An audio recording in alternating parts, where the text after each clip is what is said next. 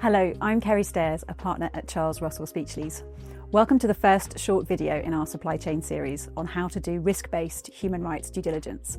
I'm joined by Louise Herring, founder of Inherently Human, a UK human rights consultancy. If you haven't already watched our earlier videos on why doing risk-based human rights due diligence makes good business sense, you can find those on our website.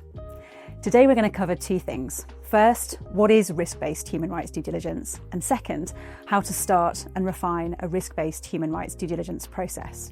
The UN Guiding Principles on Business and Human Rights, or the UNGPs, which have set the benchmark for best practice since 2011, expect companies to do risk-based human rights due diligence. A risk-based approach is also what's required by the recently amended EU Corporate Sustainability Due Diligence Directive, or the CSDDD. In a world where businesses can impact many people in different ways across complex value chains, a risk-based approach, in essence, means that businesses must prioritise their salient human rights risks. Salient human rights risks are the risks that stand out because they could cause the most severe harm to people, either through a company's own activities or its business partners. To judge severity, we look at scope, scale and remediability. Scope is how many people could be affected, scale is how grave the harm would be. Remediability is how hard it would be to put things right. Then we consider likelihood or probability of risks occurring. Together these help you focus on the risks that matter most to people. That's an important point to stress. Salience is about risk to people, not risk to the business. Forced labour and child labour are common salient risks in many supply chains, including sectors like cotton, cocoa, cobalt and palm oil. Migrant workers in manufacturing can be particularly vulnerable, especially where recruitment fees create debt. These risks can be deep-rooted and hard to tackle, which is precisely why they demand prioritised attention. Some companies still take a more basic and standardised approach to human rights, often limiting their engagement to their direct or Tier 1 suppliers and requiring them all to complete a standard human rights questionnaire or to agree to standard contractual terms relating to human rights risks. This is not a risk-based approach. It can put a heavy and unnecessary administrative burden on low-risk parts of your supply chain and obscure where the risks are highest. So where do you start with a risk-based human rights due diligence process?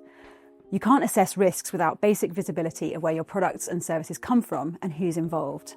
The best starting point, therefore, is a high-level review of your business operations and value chain to identify those activities, geographies, products and relationships where risks to people are most salient. In practice, carrying out this high-level review, or scoping exercise, as it's referred to in the new CSDDD, means using available information on high-risk sectors, countries or regions to identify areas of your business and value chain where adverse impacts are most likely. The approach will vary for each company depending on size and resources. Larger companies might commission external organisations to support them. Smaller businesses might do robust work with public sources on country and sector risks, supplemented by what they know about specific sites, for example wages, health and safety practices, recruitment practices and channels through which workers can engage. This initial review or scoping exercise can be complex. Some companies have thousands of direct suppliers and many more indirect ones. Certain supply chains like smallholder farming, artisanal mining, logistics or warehousing are often opaque and employ vulnerable workers. Data can be fragmented and quickly outdated. Most companies therefore start by mapping and reviewing their highest risk supply chains, build visibility tier by tier and iterate as they learn.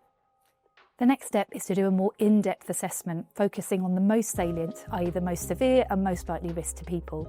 Increasingly, companies use diverse sources of data to do this, including audits, grievance mechanisms and hotlines, as well as talking to trade unions to understand workers' perspectives. Some also use technology, including AI, to scan for risk signals. Whatever the tools, the aim is the same. Build an evidence-based picture of where severe harm to people is most likely, increase transparency and encourage suppliers to be open about sourcing risks. For complex supply chains, you will find more than one salient risk. Seafood may require a focus on vessel-based labour risks, for example.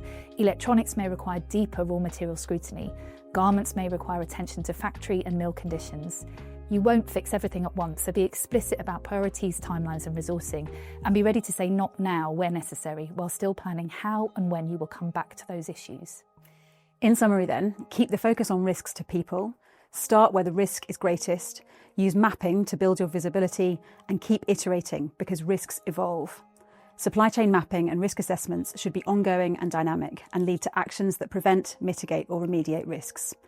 Thank you for watching. Please look out for more videos in this series on how to do risk-based human rights due diligence. And remember that these videos are designed to give you a taster of what's involved. For more information and tailored advice, please get in touch.